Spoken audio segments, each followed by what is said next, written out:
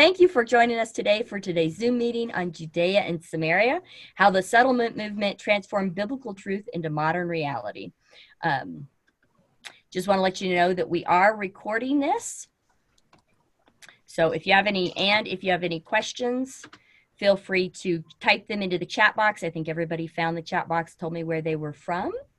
My name is Kimberly Traub. I am the director of the U.S. Office for Christian Friends of Israeli Communities.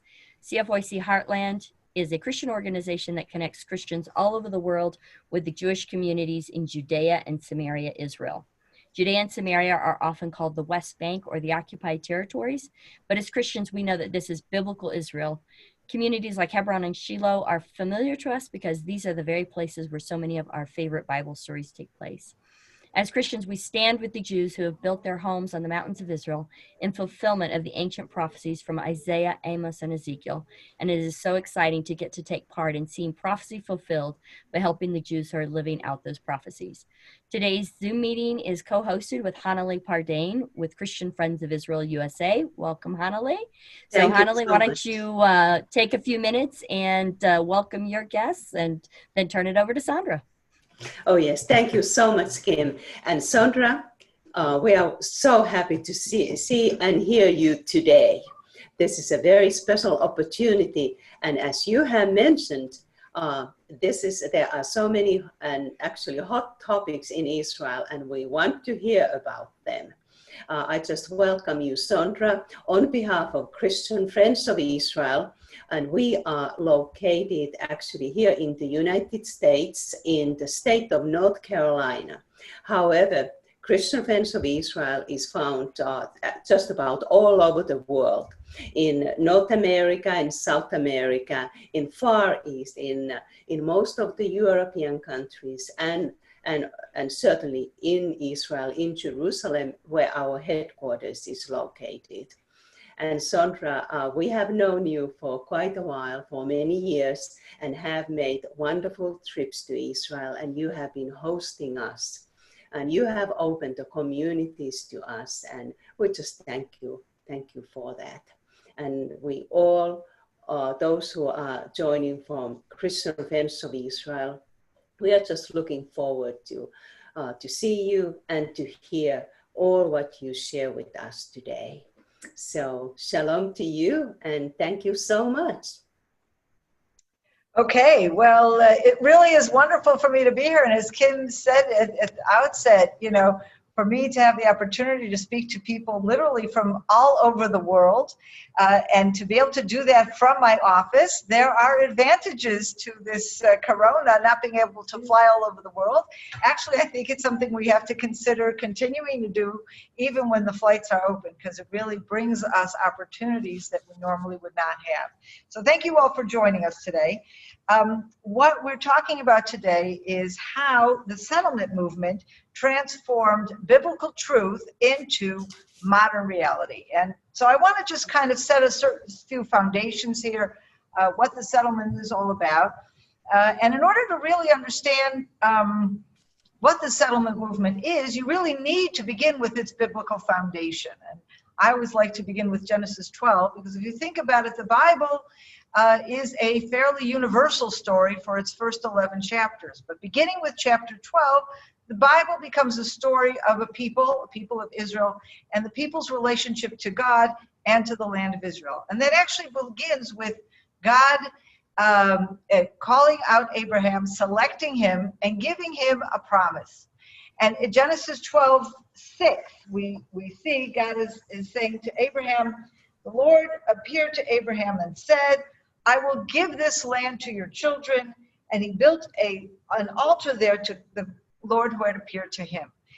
And this, of course, this promise is made to Abraham after God has already commanded him in Genesis 12:1 to go forth from his birthplace, from his family home, to the land that I will show you. And it is when he arrives in the land of Canaan to the area of the Oak of Moreh, to this area that's right near Shechem. And it's when he arrives there, then at that time it's standing up there on that mountain that he receives that promise. And then the Bible from that point on really is a story of this connection the relationship between the God of Israel, the land of Israel, and the people of Israel.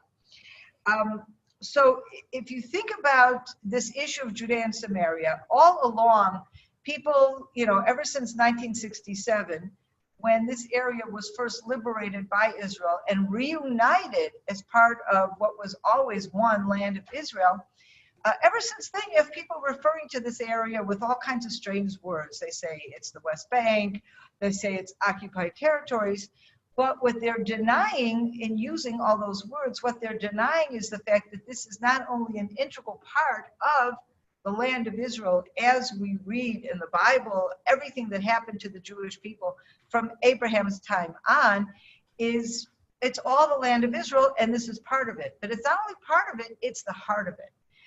And if you pay attention to the area where God first makes this promise to Abraham, this is near Shechem. This is at the Oak of Moreh. I love taking visitors, and some of you I know have been with me, to go out to the Three Seas Outlook, and we're standing there, you can see the Oak of Moreh, you see Mount Gerizim, Mount Ebal, you see Shechem, you see the Jordan Valley. You just have this amazing picture of the perspective. You see it. This is the place where God promised the land to Abraham and to his children as an everlasting possession.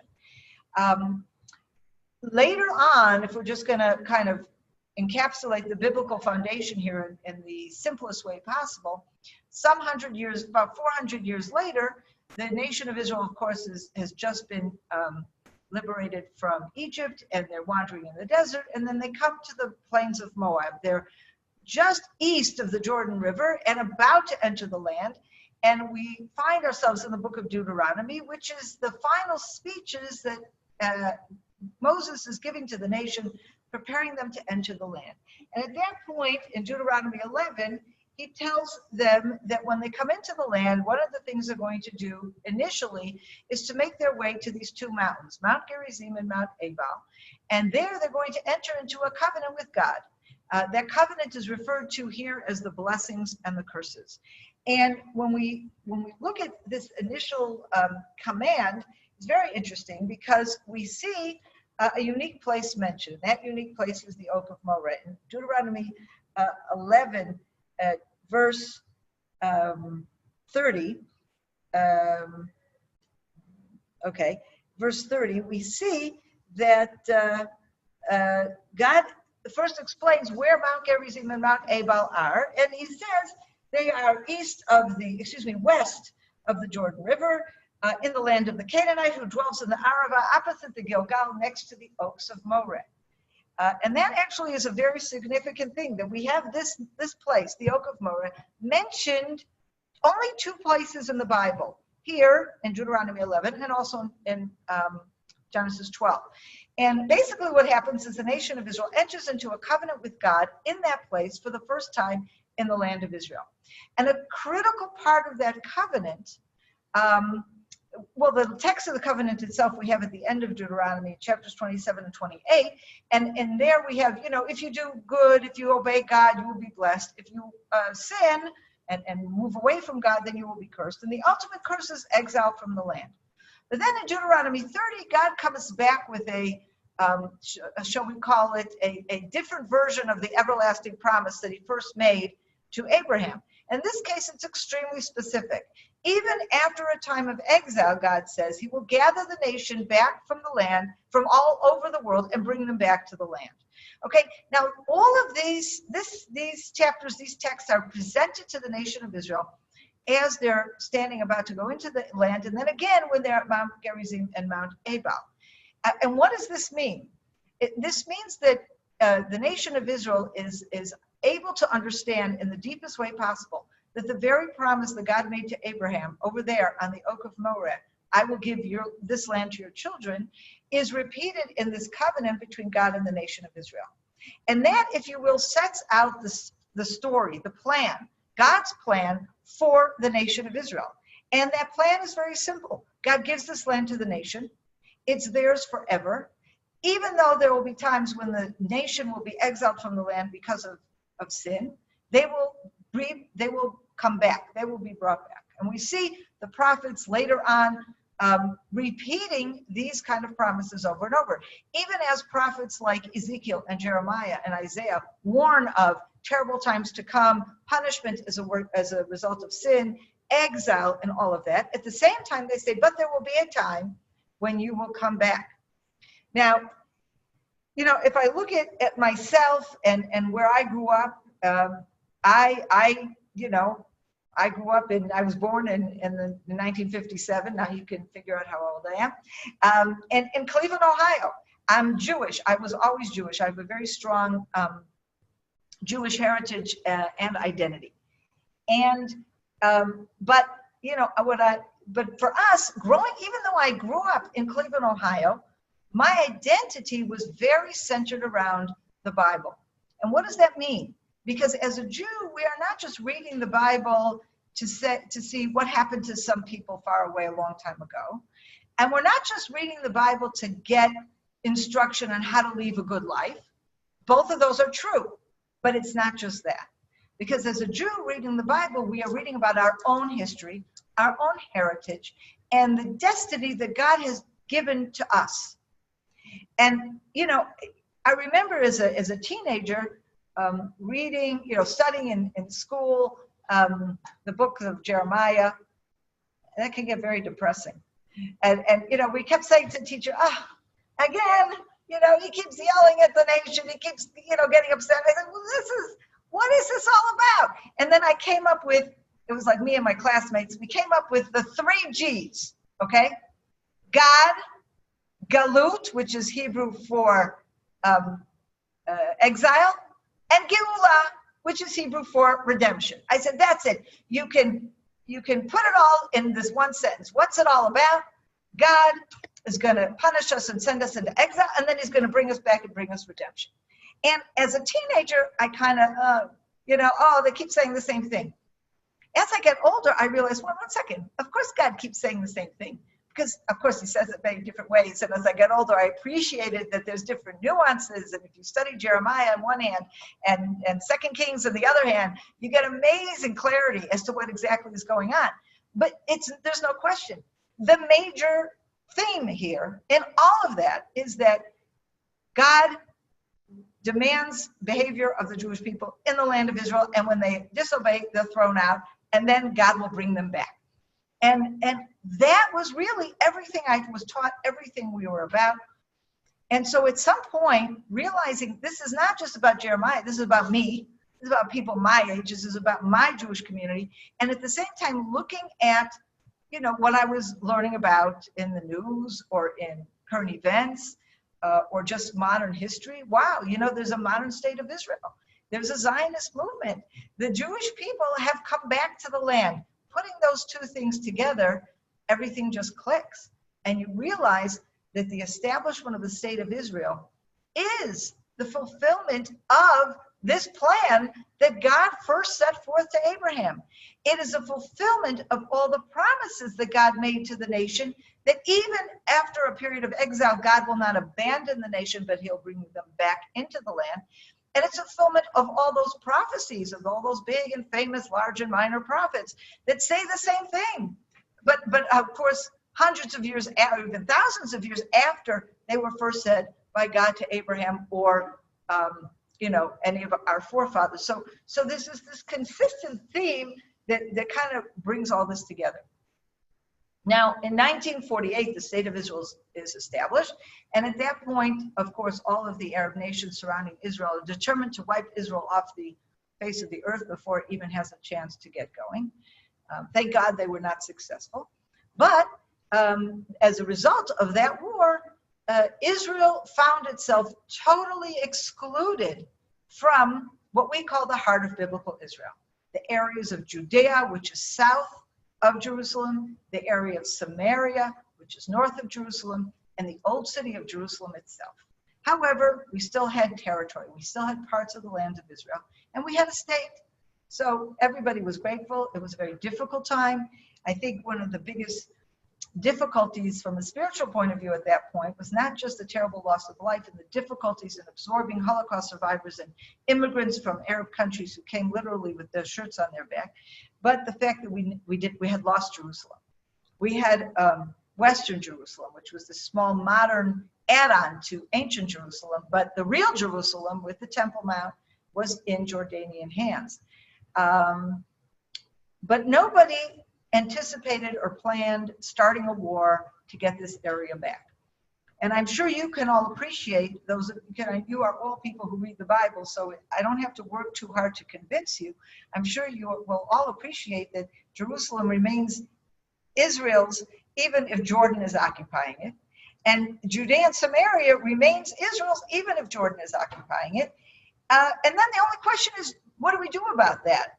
And the overwhelming consensus was, we do nothing, okay? Because if God wants us to have this land, he'll figure out a way for us to have it.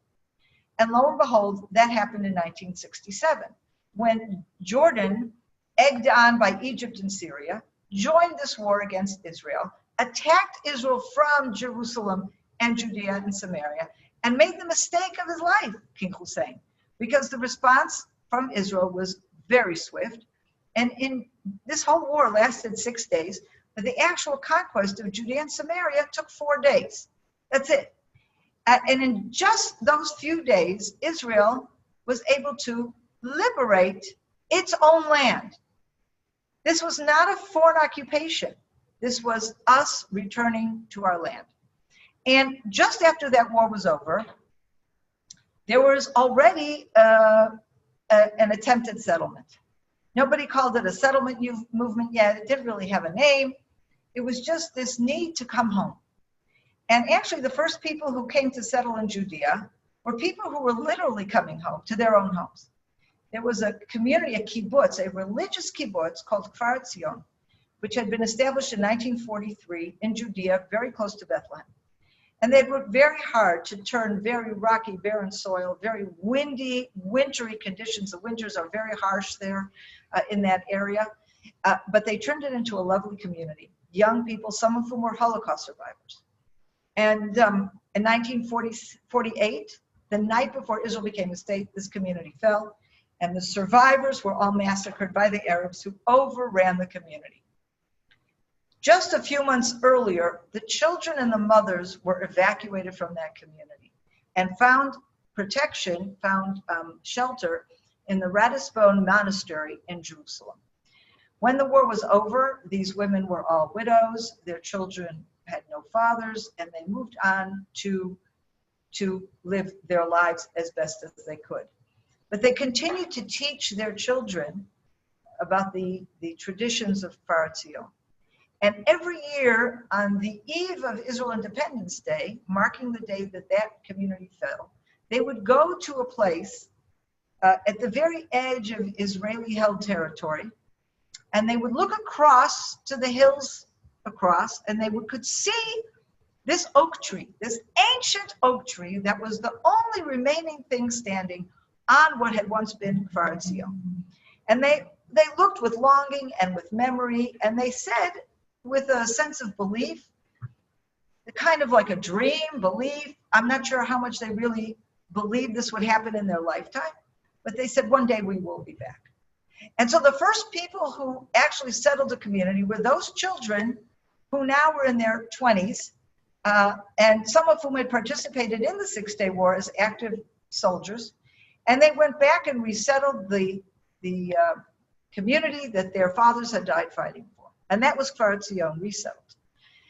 Some months after that, Jews decided to come back and resettle in Hebron. Again, a place that had been settled in modern times. You all know about Hebron from the Bible, King David, and of course, Abraham, Isaac, and Jacob. But what we know, we have records that prove that at the very least from the beginning of the 16th century, there was an uninterrupted Jewish community in the ancient city of Hebron. And we know from other records that Jews were in and out of those areas depending on the level of persecution in the land of Israel at any given time. But in 1929, the Arabs, who at that point, the whole area was under British control, the Arabs went on a rampage and a massacred and killed and injured hundreds of people in Hebron, and the response of the British was to evacuate the city. So when Jews went back to settle Hebron in 1968, actually one of the people in that original group was someone who had been a 4-year-old child in 1929, and who was miraculously saved because someone shoved him under a bed. So where these marauding Arabs didn't find him. And so that was the second community that was established in Judea after the Six-Day War. And after that, things kind of went to sleep for a while. I can tell you that I personally was very aware of what was happening in these early days of the settlement movement, because we had very close family friends from Cleveland who their daughter, who was then 19, went to Hebrew University for a year in the semester that began in the fall of 1967. And while she was there, this group got involved and decided to go back and settle in Hebron, and she joined them and ended up falling in love with a fellow that she met there, and then they got married. And so my mother was constantly telling us the story of this Hannah who went to Israel and suddenly found herself one of the early pioneers of Hebron. And it was a great story. I think my mother thought she was a little nuts, because that's what mothers do, certainly American mothers, you know. But I was very swept by it all. I thought it was the greatest story I'd ever heard. And I said, when I grow up, I'm going to do that too. Of course, I was a little disappointed that by the time I grew up, things were much more established then, not nearly like they are today, but like we weren't, you know, living in barracks when we came to Samaria in 1984. Barracks were already over. Thank God, okay? But this was something that was a dream and a spirit that really kept me, was very motivating to me, and I felt very passionate about. Of course, needless to say, I had already figured out that I was going to live in Israel, and that came more from my biblical connection. As I mentioned earlier, you start seeing that everything is a fulfillment of God's promise. We're part of God's plan, and I don't know, to me, it was like God was fulfilling his promise, and he was bringing the nation, he was calling the nation back to the land. And my feeling at that point was, this was one invitation I was not going to turn down. You know, I was getting on that plane, and luckily I fell in love with a guy who felt the same way I did. And we, you know, we got married, Ed and I, and a few years later we had 2 babies. We moved to Israel, we made Aliyah. And immediately, really, literally within weeks of landing, we already signed a contract to build our house in Karnei Shomron. By that time, already settlement had become official government policy. And that already happened in 1977 when Menachem Begin became prime minister. So no more of these, like, not so much the pioneering, you know, go pitch a tent somewhere. It was a little more organized. But I must say, throughout this whole time, we were dealing with international pressure that was trying to pressure Israel to stop building in the communities in Judea and Samaria. I remember a word that was used so often in the 80s when we first came here. You would hear all the time heads of state, news journalists, and all kinds of activists talking about the need to dismantle the settlement. And I remember I would say to myself and to people that I met, what do you mean dismantle a settlement? Do you think this is Legoland? Do you think we just put about a bunch of blocks together and then we just take them apart? These are people. These are homes, these are schools, these are businesses. We have set up real communities, and I know many of you have been with me or have been here with other tour programs, and you've seen for yourself. You know, we live in cities and towns and communities that are not that much different from towns and villages and cities all over the world. And actually, we've built a beautiful life here with a lot of community involvement and community solidarity, which is one of the things that is so attractive about what we're doing here. But anyway, throughout this time, there's always this sense of pioneering, because even though we have running water and even though we have electricity, thank God, you know, everything has been a struggle. Everything.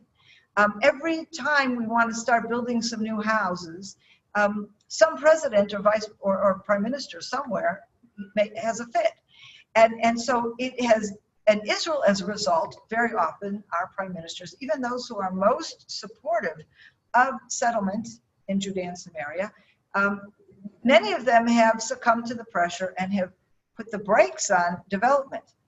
Which is why if I tell you today that there are close to 500,000 Jews living in Judea and Samaria today, not including the numbers of Jews that are living in the newly liberated parts of Jerusalem, This indeed is an amazing miracle, because every single person that moved out here, every home that was built was a struggle. And very often people started coming out here and would live in mobile homes, or they would live in very temporary kind of structures, because there was a freeze on building, or because it was very difficult to get building permits to build a proper home.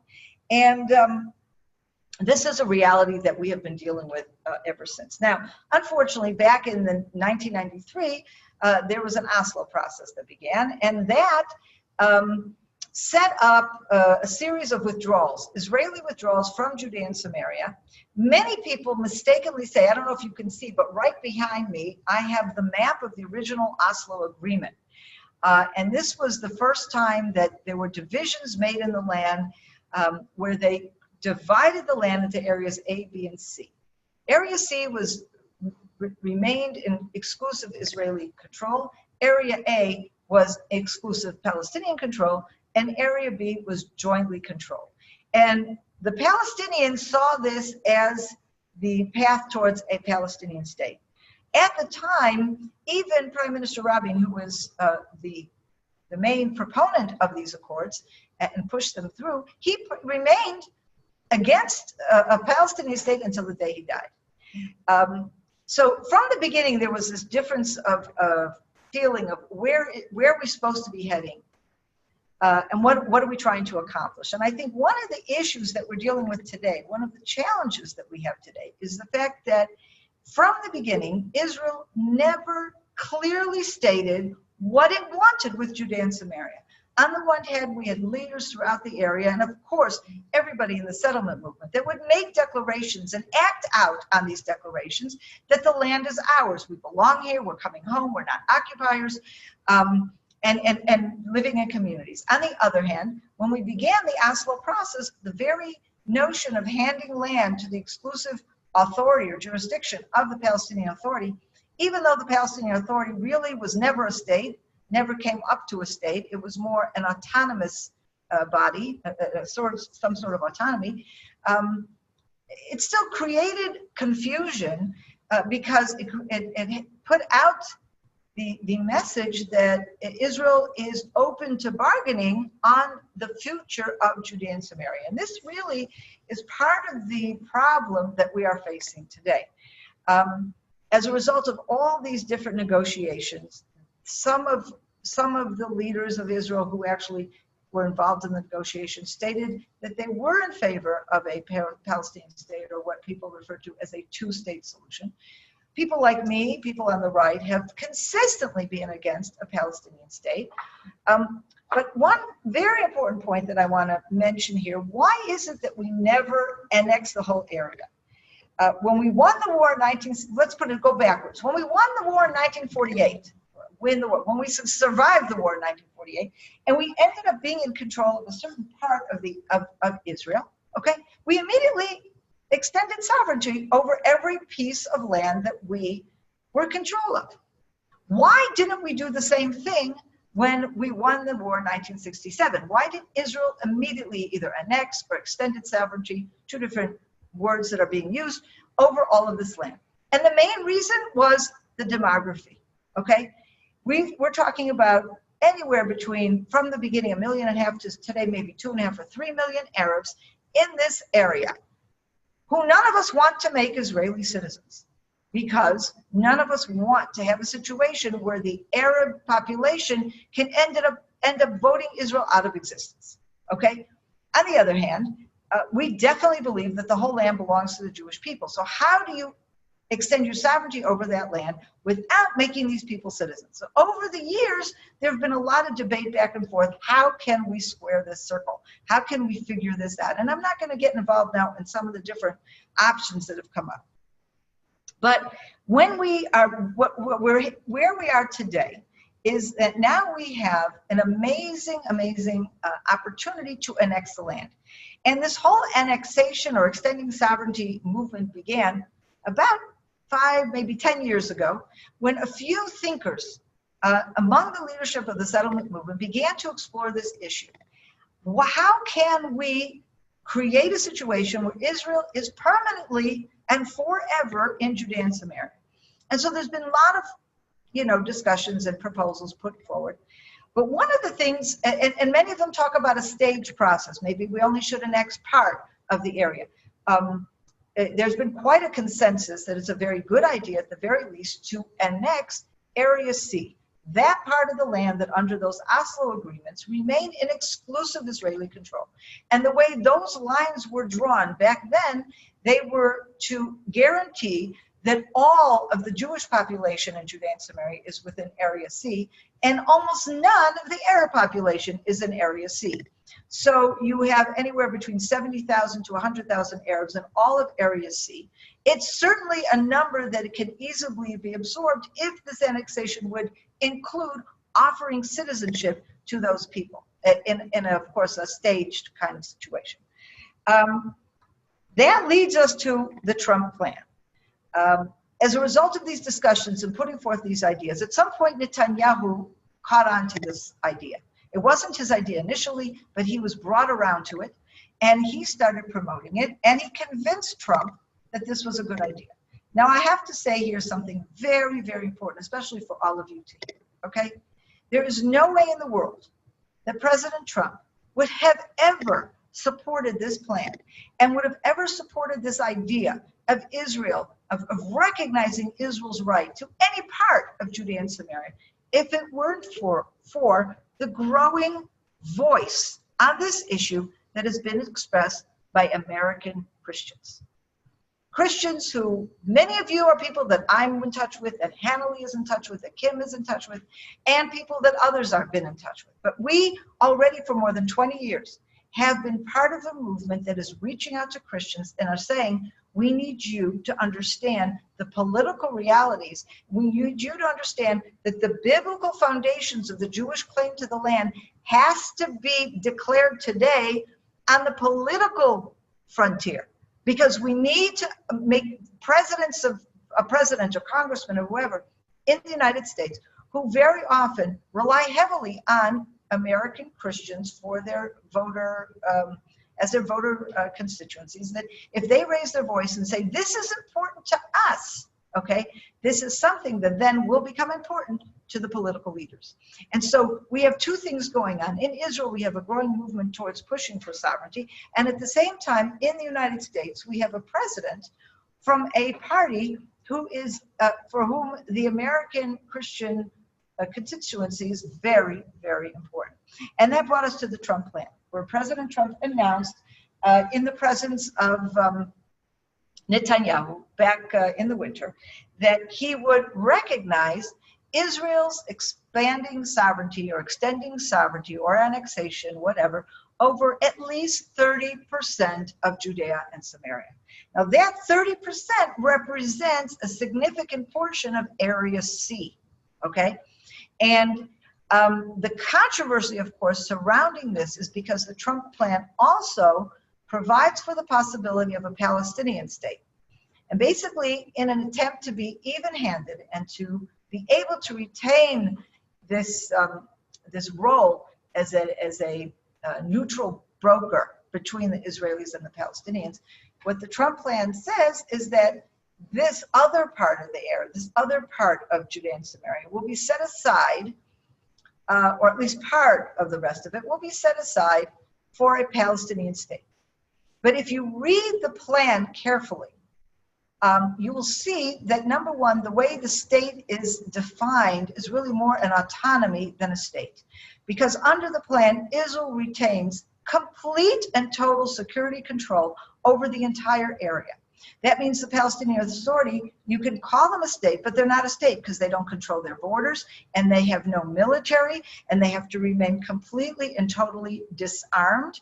They also are required under the Trump plan to turn into Canada. Now, the United States and Canada enjoy wonderful relations and a very peaceful border for many, many years. Why? Because Canada is a very normal society. They have laws, they have a democracy, they have freedoms, and you have two democracies standing side by side with a recognized border, everybody can be friends. Here in Israel, unfortunately, the Palestinians have never signed up for this democracy thing. okay? And they are, and in fact, the entire Middle East, there isn't a single democracy in the Middle East, with the exception of Israel. There isn't a single Arab or Muslim country in the Middle East that is a democracy. And it's no coincidence. It's because it's totally foreign to their way of thinking. So basically, all the conditions that have been set down in this Trump plan for the establishment of a Palestinian state means that they have to become something they are not. And then the final thing that they have to do, which is actually the most important thing, is they have to recognize Israel as a state, as a Jewish state. And this is something they cannot do, because that would mean completely and totally changing their philosophy, their theology, their political views, everything. On the other hand, this does create a certain danger that at some point they'll be willing to play the game and say, yeah, sure, we'll do that. Yeah, sure, we'll do that. Give us our Palestinian state. And it's possible that some president along the road of the United States will actually recognize this Palestinian state as opposed to vetoing it at the United Nations, which is what America has consistently done for Israel, with the exception, of course, of President Obama. But this brings us to where we are today. Now, we set this meeting for July 1st. July 1st was set as a date that Benjamin Netanyahu promised that by July 1st, he is going to annex Judea and Samaria. For the past number of weeks, we have heard much debate. First of all, there are countries around the world, such as European countries, for example, and of course the Arab countries, who are opposing this, although I must tell you that the kind of opposition that is being voiced by the Arab countries is actually quite minor. And I think this frustrates the Palestinians, because they would hope to have received a lot more backing from the Arab countries, but it sounds to me like the Jordanians and the Egyptians are merely paying lip service to this whole idea of opposition, and they really don't care very much. I don't think they care very much about the Palestinians. We also hearing, though, rumors that within the Trump administration, there are two opposing factions. One faction that is represented by American Ambassador to Israel, David Friedman, and by Secretary of State Pompeo on the one hand. And on the other hand, we have Jared Kushner and probably Avi Berkowitz and maybe a few others who are close advisors to Trump on the issue of the Middle East. And it is Jared Kushner, it seems, again, we are only acting on the basis of rumors here. It seems that Jared Kushner is pushing to slow down the annexation, which is essentially pulling back on the Trump administration's commitment, stated by President Trump himself, stated by Secretary of State Pompeo himself, to recognize Israel's annexation of up to 30% of the area, including all the Jewish communities. We in Israel are troubled, because Netanyahu promised to do something on July 1st. And July 1st, it is now 6:38 p.m. in Israel. It is only 5.5 hours till the end of the day, and nobody is expecting Netanyahu to make an announcement today. So we are very concerned, and we don't know what's happening. Does Netanyahu have cold feet?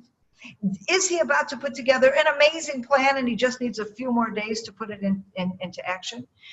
Is the American administration indeed putting pressure on Israel to annex very little?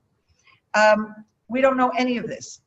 Nobody knows, because nobody has seen any maps. Nobody has been given any authoritative statements, not from the American government, not from the Israeli government.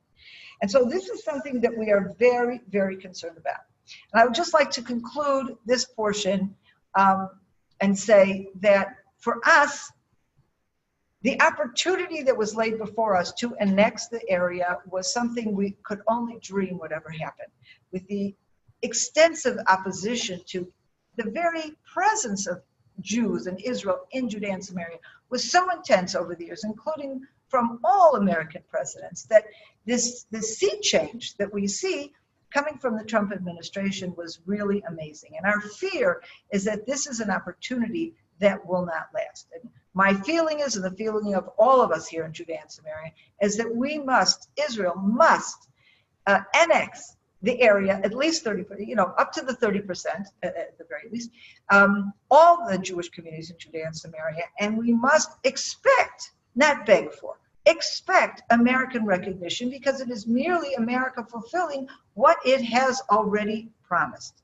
At that point, you know, we'll take it from there. I think it will create a certain level of shock waves through the international community, but I also am confident in the same way that the international community and the Arabs threatened all kinds of terrible consequences. If the United States were to move the embassy to Jerusalem, they moved it, nothing happened. If America were to recognize the Golan Heights, they did it, nothing happened. Now, I'm not saying nothing's going to happen. I'm saying nothing of significance will happen. Now, what we are definitely concerned with is there may well be heightened security issues here in Judea and Samaria. There may well be heightened terrorism. But these are issues that we need to deal with. With the opportunity to annex this area and declare once and for all, we are here to stay. It's not just a statement. It's not just a biblical, spiritual idea. It is a practical fact, because once a country extends sovereignty over a particular area, there is no precedence for them to voluntarily give it up. And so this is why this is such an important moment for us today. So that was my presentation, and I don't know if anybody has submitted any questions, but this is really an opportunity for those of you who may have questions to raise them right now. Kim, do we have any questions that have been submitted? So yes, I have some questions. Let's see. From Hannele. No other country than Israel has legal rights to Judea, Samaria, and the Jordan Valley. Agreed? Absolutely. Absolutely. And in fact, one of the things you hear said so often is that Israel's presence here is illegal. And just to summarize this so quickly, going back to when the mandate for Palestine was first given to the British, it was given to them in a series of statements and actually solidified in the San Remo Treaty after World War I. And that left all of Israel as we know it today and all of Jordan as we know it today to be set aside. And the British were essentially given a trusteeship, which is what a mandate is. They were given the ability to help this piece of land turn into, excuse me, a Jewish state. Now, right after that happened, the British immediately breached that mandate by taking 74% of the area and lopping it off from Israel and turning it into the Hashemite Kingdom of Jordan. So already then, the area that was supposed to be set aside for a state of Israel was totally truncated, and we were left with 24%.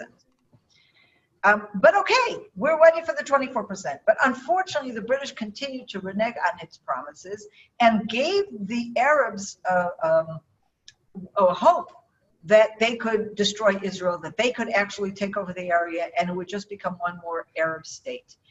But the international legal status of Israel was never changed, except for that part that was given to Jordan. That received a different status. That became Jordan. The part west of the Jordan River, after Israel became a state and survived its war of independence, Israel was recognized. But the border of Israel, the eastern border of Israel, the border or the line that separated Israel from Judea and Samaria was never a line, it was never a border. It was merely a ceasefire line. And Jordan, which was the army that ended up taking possession of Judea and Samaria, annexed that area illegally. And in fact, the entire international community, with the exception of Great Britain and Pakistan, these were the only two countries that recognized Jordan's claim to Judea and Samaria. And therefore, under international law, Jordan's position in Judea and Samaria was as an illegal occupier. Okay? So if Jordan illegally occupied that land, who was supposed to get that land? Well, the last international legal document to discuss that was the San Remo Treaty, which set aside that land for Israel, which means when Israel came in, first of all, in response to a war where it was in a defensive posture, Jordan started the war. When it came in and conquered that area, it was actually liberating its own land. Now, what I explained to you earlier is that from a biblical point of view, it's its own land. but also from a legal point of view, it's its own land. We have literally come home legally and biblically. This is from Marcia Cole. She says, what is the best response to people that say the settlements are just land grabs for the Jewish people? They did not buy into the Bible faith-based argument. Boycotts are encouraged, even in some churches. So again, the legal argument that I just put forward has nothing to do with the Bible. And it is a very cogent argument that needs to be put forth. And in fact, there's a book that was written by a friend of mine in Holland, together with a Dutch professor, an excellent book in English. If somebody really wants to, we actually have it available. It's called Israel on Trial. And if somebody is interested in really wading through the legal arguments, there it is. And challenge people who think they know it. People who say, oh, we all know it's illegal under international law. Challenge them to read that book, okay? Because that, of course, demonstrates quite the contrary. Another point that's very important to discuss. The Bible itself, even if you don't believe God wrote it, it is still a very accurate historical record of things that happened in ancient times. And how do we know that? Because archaeologists are discovering artifacts all the time that prove the various stories that are mentioned in the Bible, okay? And there's absolutely no question whatsoever that the land of Israel was the land of the Jewish people in ancient times, and that we were forced from that land initially by the Babylonians. We then returned to that land and were forced from it again by the Romans. So anybody who is interested in social justice, let's turn social justice into an idea that we use for our benefit for once, okay? You're looking for social justice? A nation that is thrown out of its land and is still a nation yearning ever since to go back to that land. Doesn't social justice demand that they are able to go back home to their own land? We have never advocated expelling the various people who ended up camping out there in between. But if you want to know whose land it belongs to, doesn't it belong to the original people who were unjustly and barbarically driven from that land?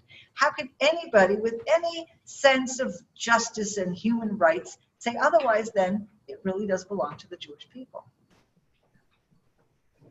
Bev Bull says, I've been rejoicing over the stated plan some months ago and praying for God's perfect timing. Right now I hear from Israel the fear of war breaking out during the COVID problems, etc. Any thoughts? I don't think anybody is concerned about war. As I said, our neighboring countries, Syria is absolutely fallen apart, and they're kind of trying to attack us at every opportunity, and thank God the IDF is very, very vigilant on that front, as on all fronts. But if you look at Egypt and Jordan, they have no interest in starting a fight with Israel. On the contrary, they, together with Saudi Arabia, have been moving closer and closer to Israel because they realize that we all have a common enemy, and that is Iran. So we have absolutely no fear of war.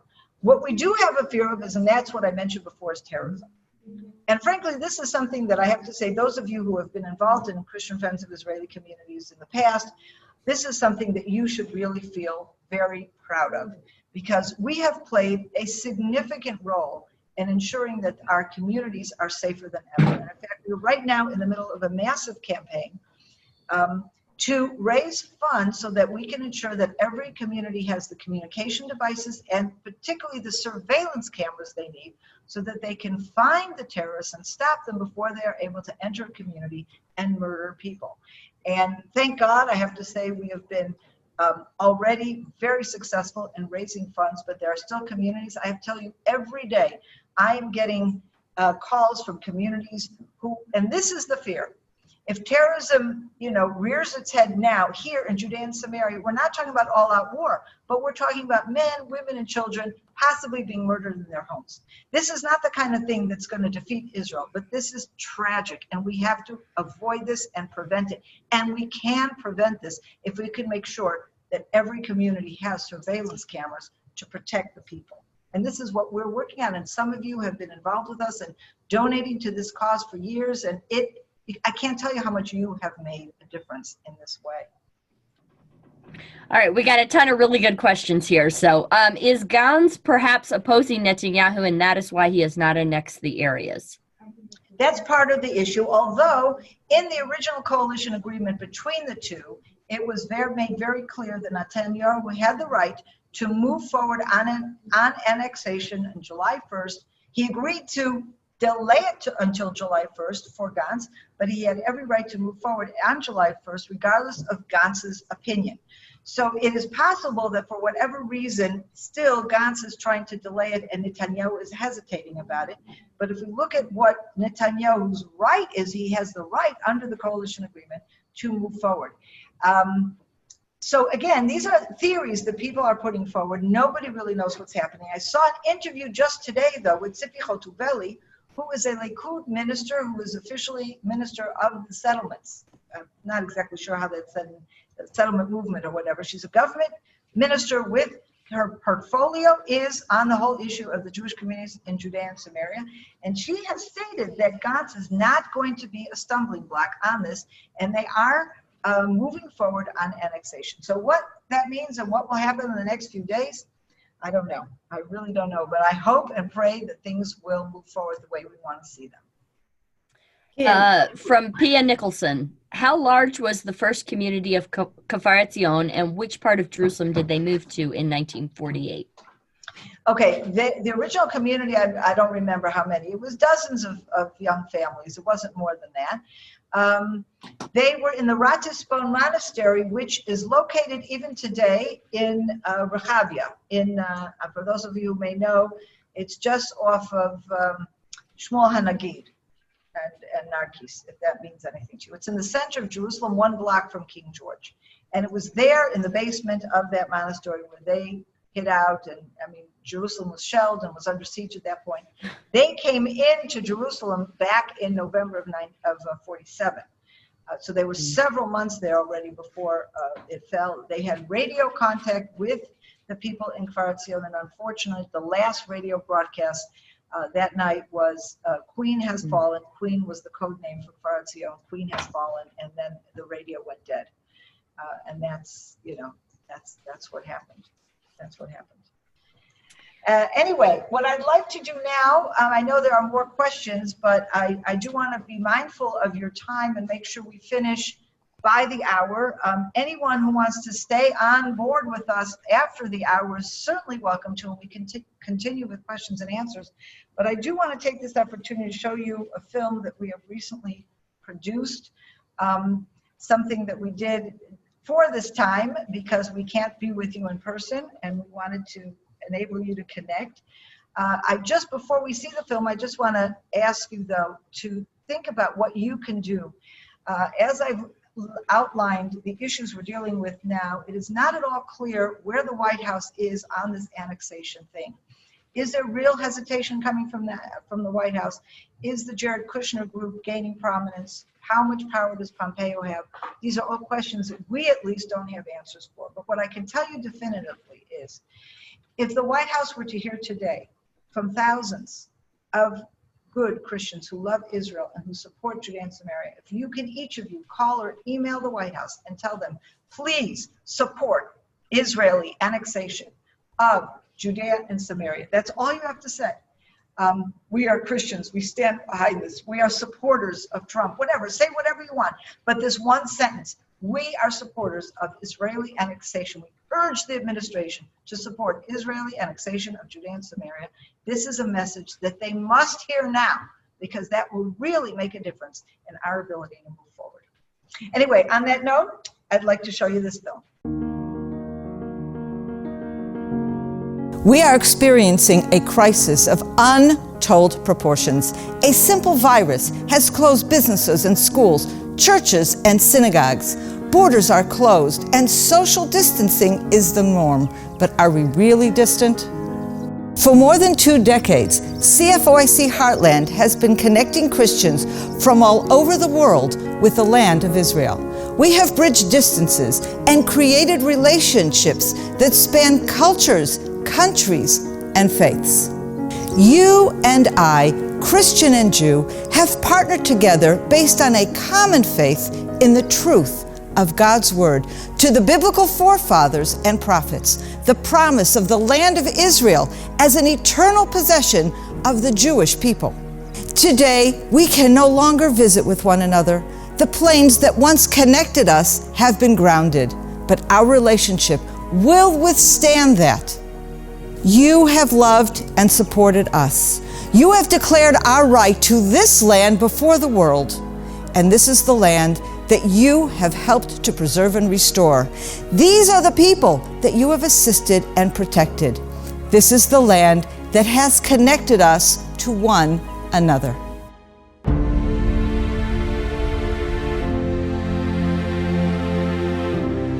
After centuries of exile and dispersion, the people of Israel have returned to the biblical heartland, our ancestral homeland, just as God promised.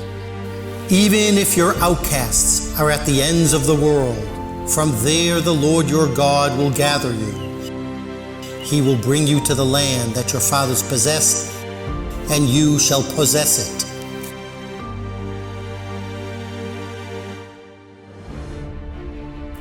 We have settled this land in fulfillment of prophecy, but we are also building a good and kind society where we reach out to our neighbors, care for them, and comfort them. My wife and I were both Holocaust survivors, and we were married for 69 years. She passed away 3 years ago. I live alone. Losing a spouse is an earth-shattering experience for our seniors. Loneliness, depression, this is where we must step in. At the Seniors Club, they connect to people, they smile, they laugh, they come alive. A family in financial crisis is a family that cannot function. We help them find jobs and work with them to become better parents. But first, we have to make sure they have food. Okay guys, we have to pack 600 food packages for tonight, so the family will have food for the holidays.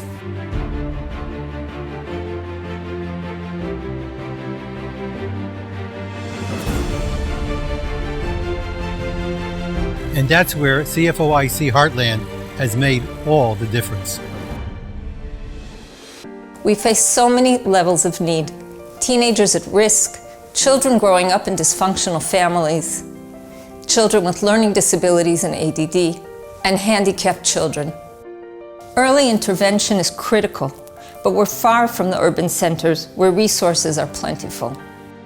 In Judea and Samaria, the community and the professionals work together, providing children with the care and the love they need. We enable these youngsters to become productive adults, contributing to Israel. I love it here. CFOIC has played a vital role in turning a dream of redemption into a reality. We are surrounded by hostile Arabs who attack us at every opportunity. The Israeli army has our backs, but they can't be everywhere at once. Volunteer rapid responders are filling in the gap, protecting the people of Judea and Samaria. What we need is cameras, drones, and communication devices. I have been attacked by terrorists. I've lost friends. Terrorists murdered 2 boys who were hiking in the valley below. But thanks to surveillance cameras donated by CFOIC, we will be able to stop the terror before it attacks us. Our Christian friends are literally saving lives. The restoration of our people and our land has brought ongoing challenges and risks.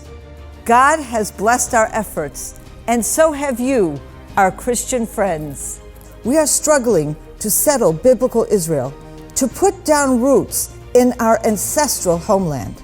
But you can partner with us as we nurture our children, embrace our elderly, and protect our families. Join us today and experience the fulfillment of prophecy. Together, we can weather any crisis and move forward towards restoration.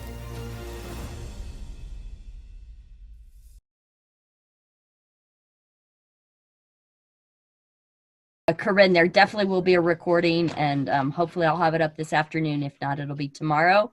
but I'll have the video completely fixed on that. Okay, well, thank you very much for being here. Does anybody want to continue and have further questions and answers? Those of you who want to leave are welcome to do that. Yep. Meanwhile, yes, we definitely have some good questions. This is from Lawrence Nicholson. We believe that Israel has every right to the whole of Judea and Samaria. How can we use the knowledge of the fact that Jordan was a land created after the First World War? All over the land, there are archaeological remains of the Israelites, including Moses' grave. When the Arabs received that land, there was already a so-called Palestinian state. There could be no just talk of a new Palestinian state. Well, I don't think that any of us want to disturb what's going on in Jordan today. While no question it is effectively a Palestinian state because the vast majority of the residents of Jordan are Palestinian, I don't think anybody advocates, least of all Jordan, advocates turning that into an actual Palestinian state, because Palestinian population in Jordan, as in Judea and Samaria, are a very destabilizing group of people. So yes, if Jordan were ever to mature to the place of being a real democracy, to give the Palestinians living there real rights, but at the same time the Palestinians living there, respect democracy, then indeed that could really become a state that would give full response to a desire for Palestinians to have their own state. Pastor Mark DeVito, has there been any discussion of giving the Arabs in Judea and Samaria permanent residency instead of citizenship? Okay, so first of all, we have to talk about the various stages. Right now, what's on the table is annexing areas where there are no Arabs living or with very few Arabs. What will happen to the few Arabs who are living on the land that will be annexed to Israel if any of this land includes Arab residents? That's a very good question. One of the proposals is to give them permanent residency and liken them to the status of Arabs who live in East Jerusalem. Arabs in East Jerusalem were all given permanent residency, and the only difference between full citizenship and permanent residency is the right to vote for the Knesset. Anybody with permanent residency can vote in local elections, and they receive all the health benefits, pensions, everything that every Israeli citizen receives. Most of the Arabs living in East Jerusalem have chosen not to apply for citizenship. They have the right to apply for citizenship. Of course, they have to go through security check, etc. But the vast majority of Arabs would prefer not to apply for citizenship because they don't want to be seen as being traitors to the Arab world or to the Palestinian cause or whatever. And they live a very good life where they are receiving all the benefits of permanent residence in Israel without any of the problems that it can cause them. Also, of course, if you're not a resident, if you're not a citizen, you don't have any of the obligations that citizens have, such as military service. Now, I must say that another controversial issue in Israel is the status of Arabs who have full citizenship who do not do any kind of military or national service, but that is another sore point as well. But yes, that is something that is absolutely being considered. And the question is, what will happen if we give permanent residents with the right to apply for citizenship? Will they apply?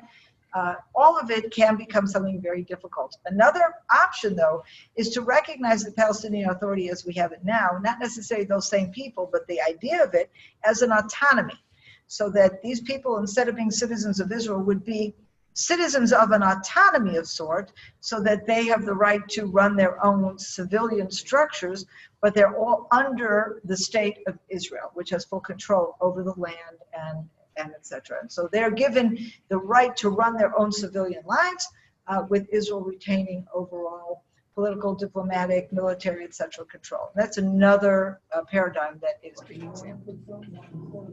I've got two questions here. I want to read them both, and because they're kind of correlated, and I think you'll be able to answer both of them at the same time. Number one from Jan, I was told Israel is to declare sovereignty, civil law, in the Jordan Valley and 30% of Judea and Samaria. I'm confused. How, and this is from Jim McKenzie, how were the 30% of communities decided upon to be considered for annexation? Is Shiloh one of those communities? No, it's not 30% of the communities. It's 30% of the land area, which encompasses all of the Jewish communities in Judea and Samaria. Now, we have to understand that the Oslo process created facts on the ground, which we don't like, but they exist. So even today, there are vast areas in Judea and Samaria that Jews cannot enter. The Jews cannot travel on those roads. It is dangerous, and we're not allowed to go there. These are areas where the military will go sometimes, very often in cooperation with the Palestinian Authority. So effectively, there are already areas in Judea and Samaria that are literally off limits to Jews. So we can't change that at this point.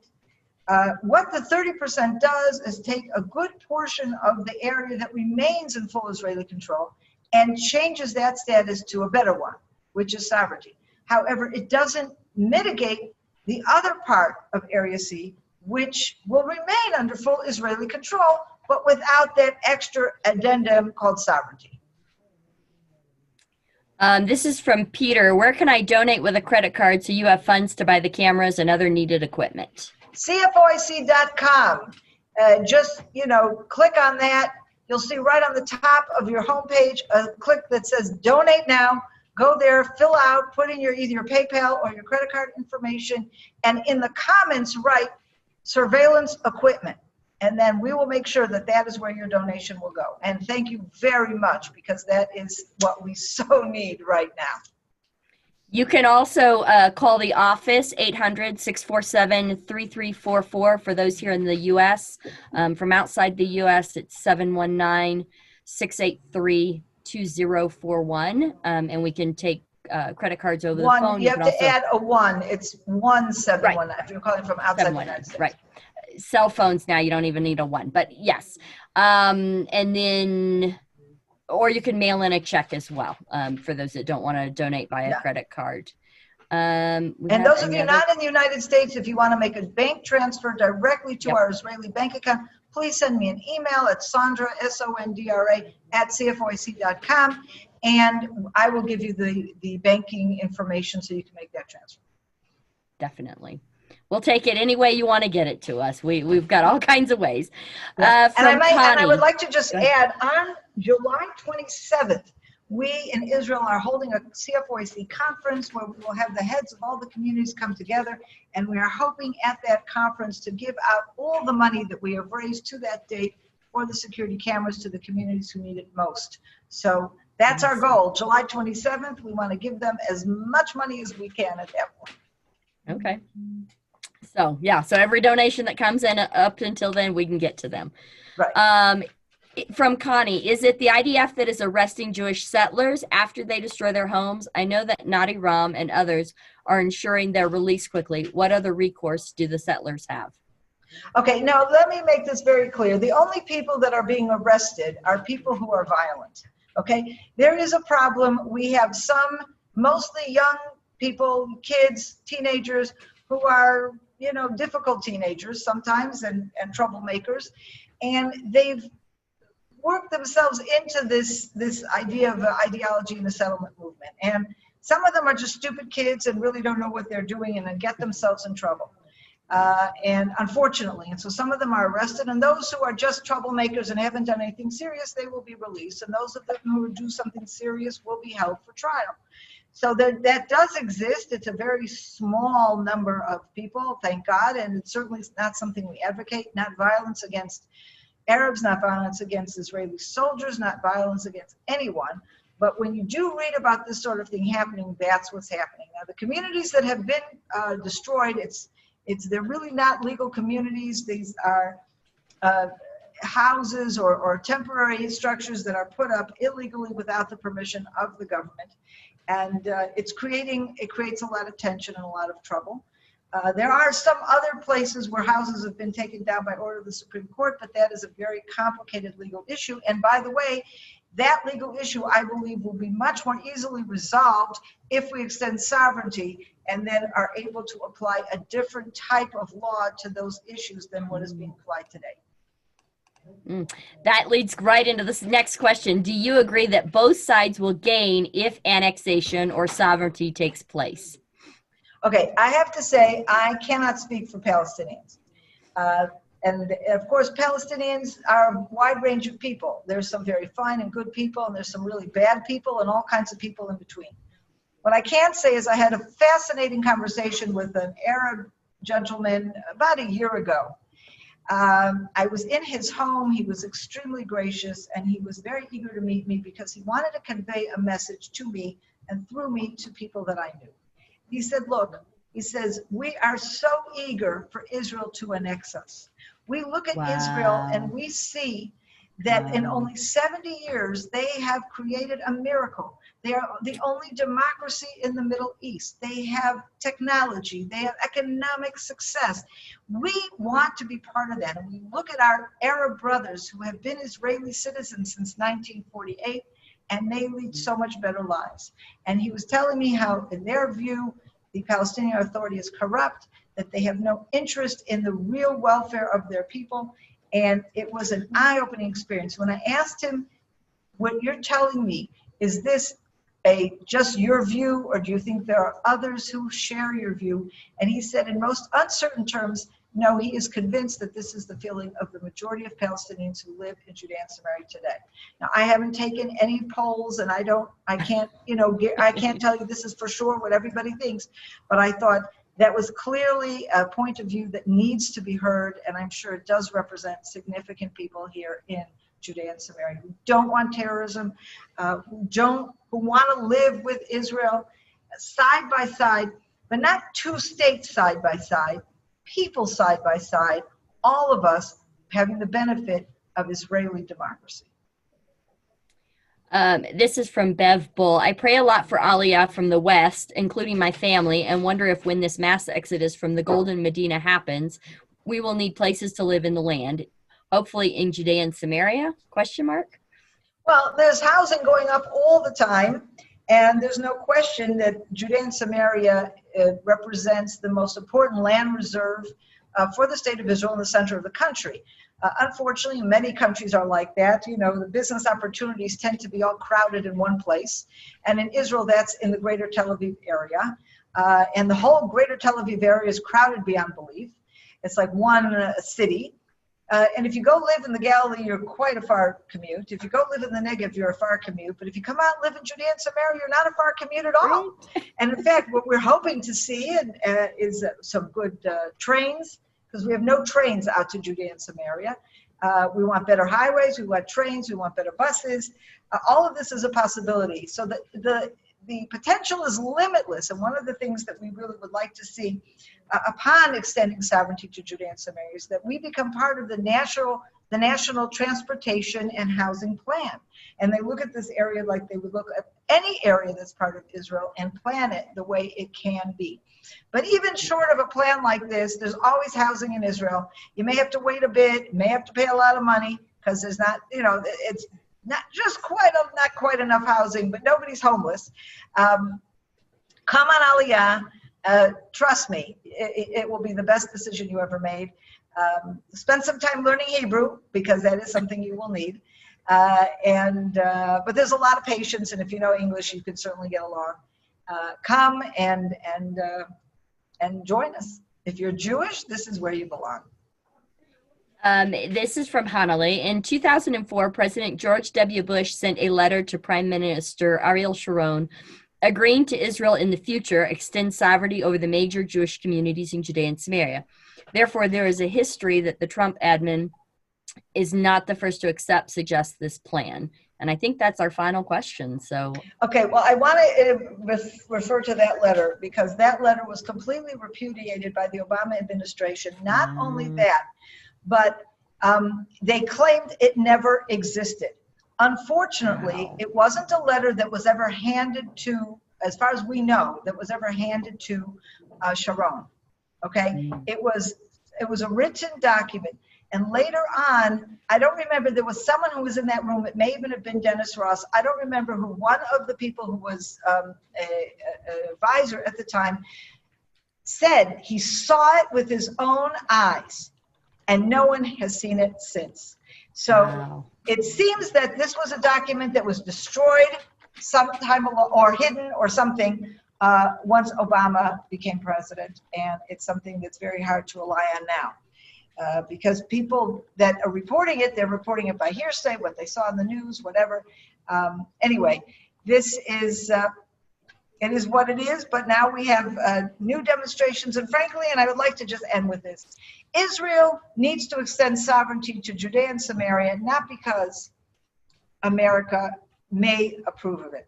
Israel needs to extend sovereignty because Israel belongs in this land. It's a wonderful opportunity to gain American recognition, and that's why this is an opportunity that we dare not miss. But on the other hand, we have to be very clear. We are not asking America for permission. We are trying to reach an understanding that we can do something in respect and understanding with America, which is our closest ally. And we don't want to do something that jeopardizes that relationship. But our right to the land of Israel has nothing to do with America. It is something that is God-given, it is legal, it is historical. The Jews belong in the land of Israel, and the land of Israel belongs to the Jews. Amen, yes. Amen. John Chapman says, Toda Rabbah. Hannele, do you have any final words? I just want to thank you so much, Sondra. We have learned a lot today. And you know, a poet, Yehuda Halevi, a long time ago, about 1,000 years ago, wrote something wonderful, and I'm always thought about that, especially for us who are here on the other side of the world, that Libi b'mizrach ve'ani b'sof ma'arav. So Absolutely. My heart is in the east, in Jerusalem, where you are, but I'm on the other side of the world, all the way in the west. Thank you, Sondra. Thank you, Hannele, and thank you so much for hosting this with us today and inviting all your wonderful people to join us. And thank you to all of us for joining. I see many friends and new faces, and let's hope we can really meet together in person someday soon.